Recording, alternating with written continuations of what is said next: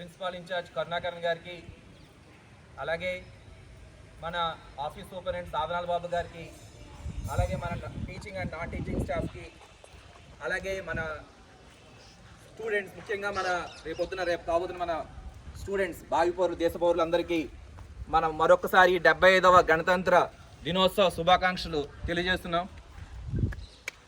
So ఈ రోజున మనం యాక్చువల్గా మనకు 1950 జనవరి 26న మన భారత రాజ్యాంగం అమల్లోకి వచ్చింది. యాక్చువల్గా మనకు స్వాతంత్రం వచ్చి ఆగస్టు 15, 1947లో వచ్చింది.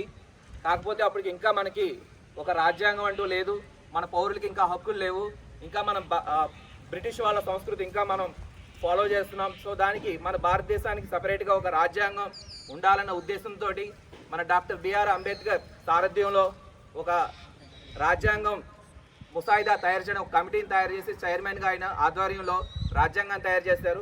అది 1950 జనవరి 26 నుంచి అమల్లోకి తీసుకొచ్చారు. సో అప్పటి నుంచి మనం ప్రతి ఏడాది ఇలాగా భారత గణతంత్ర దినోత్సవం జరుపుకుంటున్నాం. ఇప్పటికి మనకి 75 సంవత్సరాలు పూర్తయినాయి. సో ఇక్కడ తెలుసుకోవాల్సింది ఏంటంటే, మనం పౌరులు ఏదైతే మనకి గవర్నమెంట్ ఉంటుందో అది అందరికీ హక్కు, అంటే ప్రతి పౌరుడికి దీంట్లో పాత్ర ఉంది.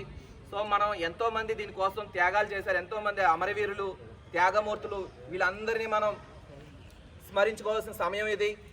సో ముఖ్యంగా మన మహాత్మా గాంధీ కానీ, అలాగే మన నేతాజీ సుభాష్ చంద్రబోస్ కానీ, ఇలా చాలామంది స్వాతంత్ర ఉద్యమానికి ట్రై చేసి సాధించారు. సాధించిన తర్వాత దాన్ని మన అందరికీ ఈ రోజున బానిస ఒక 200 ఏళ్ల నుంచి, ఒక బ్రిటిష్ వాళ్ళ నుంచి, మన బానిస బతుకుల నుంచి మనం ఈ రోజున విముక్తి పొంది ఈ రోజున మనం అన్ని హక్కులు పొందుతున్నాం.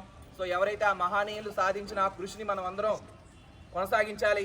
సో ఈ రోజున మనం ఏదైతే మనకి ఆ స్వాతంత్రం, మనకి హక్కులు అన్నీ ఉన్నాయో అవన్నీ దుర్వినియోగపరచకుండా, జాతి మత కుల వివక్షణ లేకుండా అందరూ మంచి సౌహృదయంతో జీవించాలి.